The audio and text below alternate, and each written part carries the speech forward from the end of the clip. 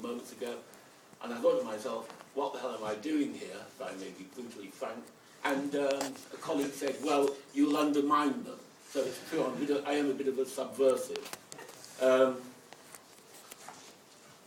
When the regional publishing crisis occurred at the beginning of last year, and titles were closed down and journalists were dismissed, possibly several hundred, people came up to me and said, well, now your time has come, meaning the Camden New Journal, and you can tell people how you've done it as an independent. I'm not too sure about that, the more thought I've given to it, and by the way, I'm going to look at my notes because I was working last night on the sister paper, the Islington Tribune, till almost midnight. So I made some rough notes on the way, you must forgive me. And I'm not too sure about whether lessons can be learned, perhaps one or two, from the Camden New Journal. Couple of points I'd like to make. First of all, there's the company structure, and there's the area in which you're circulating. We're a giveaway newspaper, incidentally. Company structure, well, it's the nearest the Camden New Journal is to what you would find as somewhere between a cooperative and, I suppose, a sort of fool's paradise. But that's where we are. I am both the editor and the sole director, in effect, the owner. We were formed in 1982, following, as you may know, a dispute of which in which I took part. The editor, the managing director of the owning company, sold the title for £1 to myself and a colleague, and we set off with a £50,000 loan from HSBC's predecessor, Midland Bank.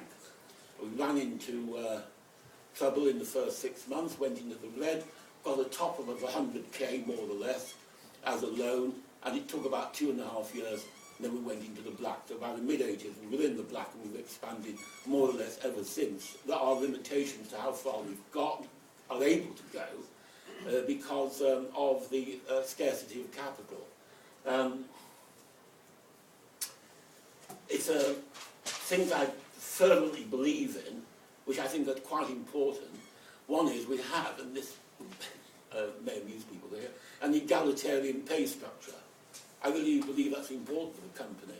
Not all companies, big companies don't need it, but I do believe it's worked on the in the Camden New Journal office. Differential is roughly about 3 to 1. And it makes a lot of difference to the staff.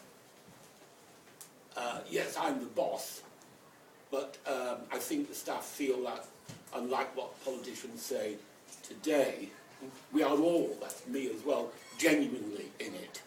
You know that some politicians who say it was all genuinely in a crisis. Well, I scoff when I look at people like Mervyn King and so on, here I am being subversive, whose salary is probably several £100,000 a year. How well he is in it, in contrast with those in the lower pay, I'm not too sure. Anyway, as far as the Camden New Journal is concerned, we're all in it, and I think it makes a lot of difference. The area we circulate in, it's peculiar, it's odd, it's unique, fairly unique.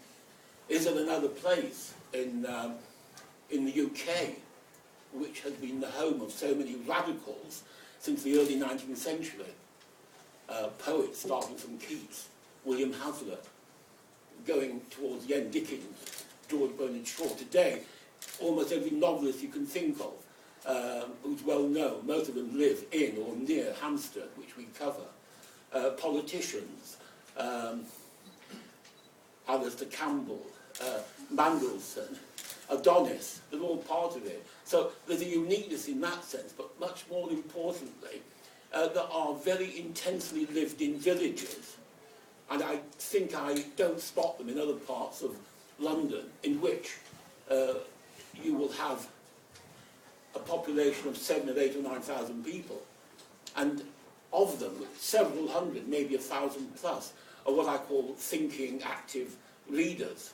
Hence, we distribute by dispenser, incidentally, not partly door to door, but mainly by dispenser. In that too was fairly unique for the weekly paper. A supplement which we call the Review, which is inside the journal, and that I think is led by what I call the thinking people. We had a survey, we held our own survey 6, 7, 8 years ago. The Guardian, the Telegraph and the Times were the highest selling papers in Camden, followed then by the paid-for Evening Standard. We were read for 25 minutes, I think, which was thought to be a very high time for the reader, and we beat our competitor at the time, much less of a competitor now, the Ham and High. So there's a uniqueness about the area. Can it be applied, can it be multiplied, can you replicate it elsewhere? I'm not too sure. We circulate partly on the fringes of the West End, and there I can see how disparate the communities are compared to Camden and Islington. So I'm not too sure.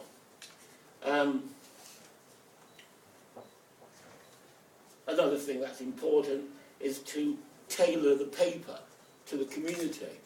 One of our competitors, shall remain nameless, produces a tabloid paper with sort of what I call down, very poor quality stories to do with crime and sex and so on.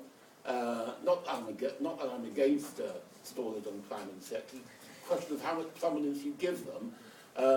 Here, by the way, I'm very much in favour of local news.